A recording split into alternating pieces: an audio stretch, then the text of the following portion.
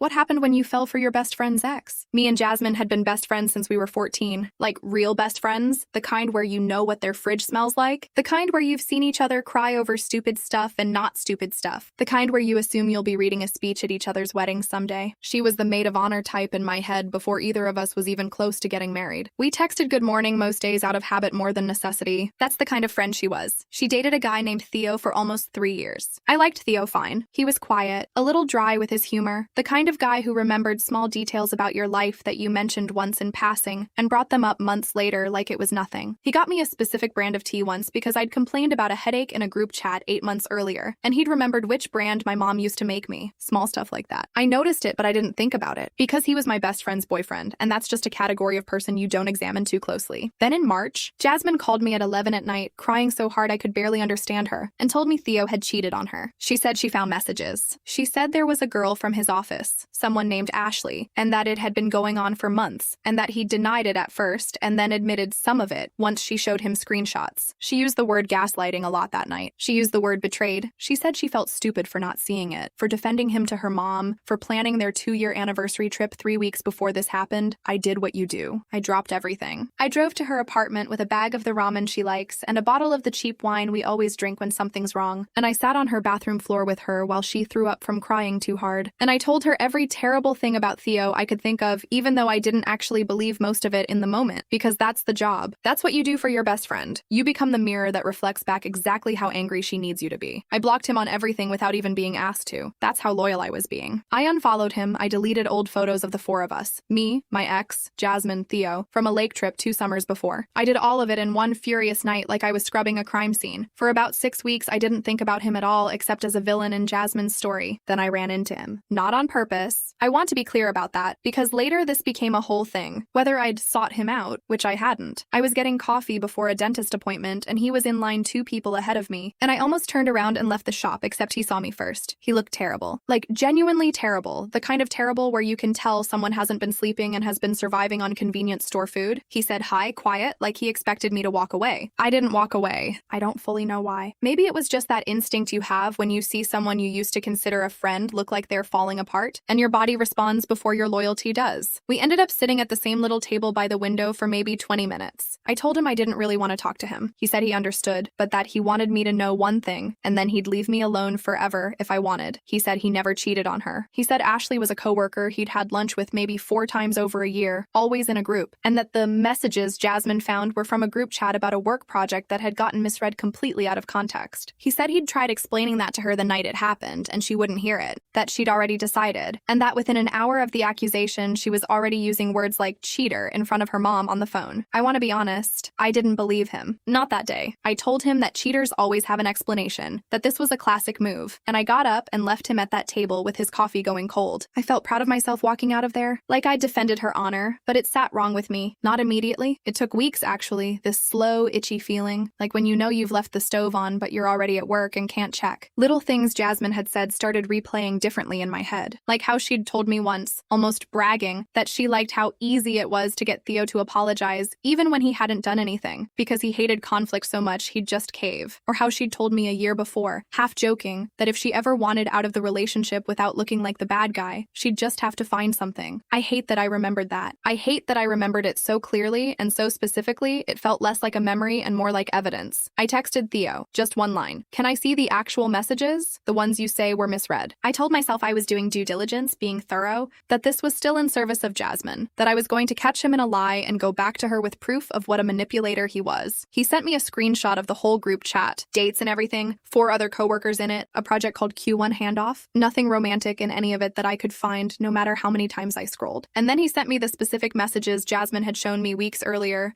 side by side with the originals, and I saw it. She'd cropped them, cut off the top of the thread where 2 other names were visible, cut off the context, turned a boring work exchange into something that looked out of context, exactly like an affair. I sat with my phone in my hand for a long time. I remember exactly where I was, on my bed with my shoes still on, which I never do, and I remember feeling something crack open in my chest that had nothing to do with Theo at all. It was about her, my best friend, the person whose fridge I knew the smell of, had cropped screenshots, had built a story, had cried on my bathroom floor, no, had made me cry on her bathroom floor over something she engineered. I want to back up for a second and explain something about Jasmine, because it matters for what happened later. She wasn't a bad person in any obvious way. way. She was the friend who remembered your coffee order, who showed up with soup when you were sick, who cried at other people's weddings because she was happy for them. She just also had this specific thing, where she could not stand being the one at fault in a story. Even small stuff. If she was late, it was traffic, never that she left late. If a group project went badly, it was always someone else's slice that had failed. I used to think it was almost charming, this relentless main character optimism about her own conduct. I didn't understand until much later that it wasn't optimism. It was a structure she'd built so carefully that she probably believed her own version of events by the time she was telling them. I didn't tell her what I found. Not right away. I told myself I needed more time to process it, which was true, but if I'm being fully honest, some other part of me, a part I'm not proud of, wanted an excuse to keep texting him. Because somewhere in verifying his innocence, I had started noticing him again, not as my best friend's cheating ex, as just Theo, the guy who remembered the tea thing, the guy who texted back paragraphs instead of one-word answers, the guy who asked how my dentist appointment went 3 days later, unprompted, like he'd actually been thinking about it. We started talking more, carefully at first, always some flimsy reason. Him asking if I'd talked to Jasmine, me asking if he was doing okay. Then the flimsy reasons got thinner and thinner until we stopped bothering with them. We texted every night, not about anything important usually, what we were eating, a dumb video, the kind of nothing conversations that only matter because of who you're having them with. The first time I saw him in person again, on purpose, was 2 months after the coffee shop. I told Jasmine I was getting my nails done with a coworker. I actually was getting my nails done, at least, which felt like it made the lie technically less bad, which is an insane thing to have thought at the time, and I know that now. He picked me up after. We got food. We sat in his car in the parking lot afterward for almost 2 hours talking, and somewhere in there he reached over and moved a piece of hair out of my face, and I let him, and neither of us said anything about what that meant, and I drove home with my hands shaking on the wheel the whole way. There's a version of this story where I skip ahead here, but I don't want to skip it, because the small stuff is the part that actually happened, not the big dramatic beats. It was things like him texting me at 1 a.m. because he couldn't sleep and just wanted to talk about nothing, and me lying in bed next to my phone glowing on the nightstand, terrified my roommate would walk in and see his name on the screen. It was him showing up outside my work with iced coffee on a Wednesday because I'd mentioned once, in passing, that Wednesdays were my worst day, and I stood on the sidewalk holding that coffee feeling more seen than I had in months, and also feeling like I was going to throw up from guilt at the exact same time, both things at once, which I didn't know was possible until then. It was little lies stacking on top of each other. Telling my mom I was busy on a night I wasn't, telling my coworker I was seeing someone but couldn't say who yet, like it was some fun secret instead of something rotting quietly in my chest. You don't notice how heavy a secret gets day to day. You notice it all at once, usually at a bad time. Usually when you're too tired to hold it up anymore. It went on like that for 3 months. Secretly, I've replayed those 3 months so many times trying to figure out if I actually loved him, or if I was just addicted to the specific high of being chosen by someone my best friend had thrown away. Someone she'd made me believe was garbage, who turned out to not be garbage at all. Who turned out to be soft and funny and a little sad in a way that made me feel needed. I think it was both.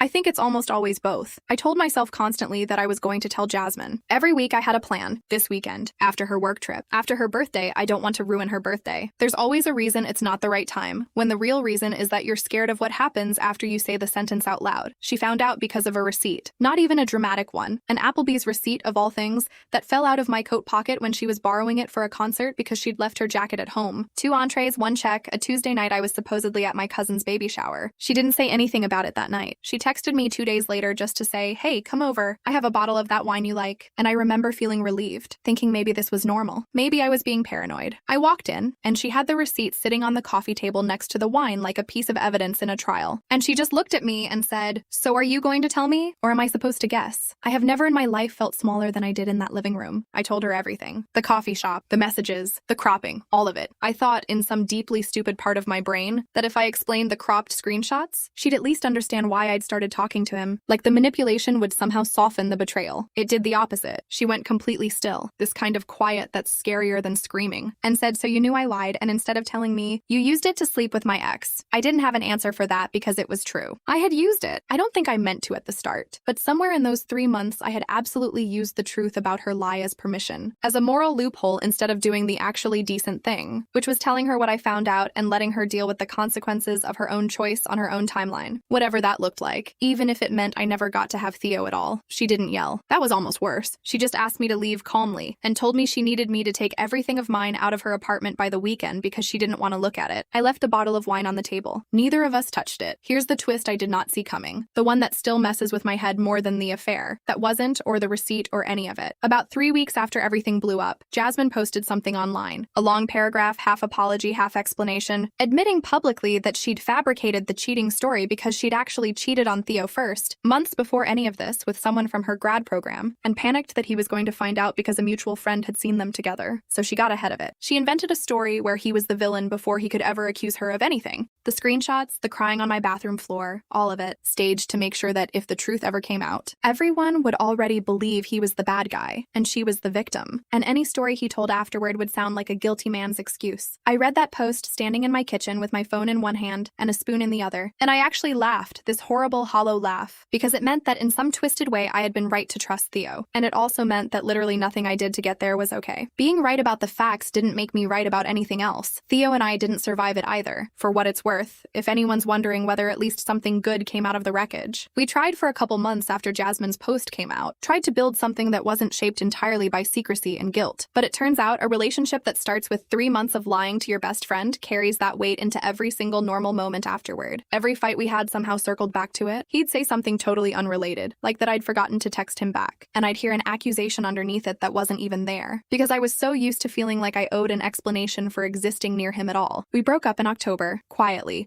over a phone call that lasted maybe 6 minutes. Jasmine and I haven't spoken since that living room. It's been a year and 4 months. I know that because I still embarrassingly count. I've started to write her messages more times than I want to admit, and deleted everyone before sending. Not because I think I don't owe her an apology. I owe her the realest apology of my life, but because I genuinely don't know if an apology from me is a gift or just one more thing she has to carry. One more piece of a year she probably wants to forget completely. What I keep coming back to, the thing that actually keeps me up isn't even the betrayal itself. It's that I had a clean moment, a real one, where I found out the truth and could have used it the right way. I could have gone straight to her and said, "Hey, I know what you did and I'm still your friend, but you need to make this right with Theo, or at least stop letting me believe a lie." That version of me exists in some other timeline. I just wasn't her. I let wanting someone convince me that finding out the truth was the same thing as being entitled to act on it, and those are not the same thing, not even close. And I don't think I understood that until I was standing in a kitchen holding a spoon, laughing at the worst news of my life. I'm not telling this story because I think I'm the victim of it. I'm telling it because I think almost everyone believes they'd handle this differently if it happened to them, that they'd tell their friend immediately, that they'd never let feelings get in the way of loyalty. And I used to believe that about myself too, right up until the exact moment it was tested, and I found out I wasn't who I thought I was. I don't know if that's a warning or just a confession. Maybe both. I think it's usually both. Sometimes I think about the version of that night in her living room where I said something different, where instead of explaining myself, I just said I'm sorry, and meant it with nothing attached, no justification riding along behind it trying to make itself smaller. I think about whether that would have changed anything, whether there's a timeline where we're still texting good morning out of habit, where I still know what her fridge smells like. I don't get to know that. That's the part nobody warns you about. Not the fight, not the ending, but the part afterward where you have to keep living with a version of yourself you didn't know was in there, and no amount of being technically right about the facts gets to erase that.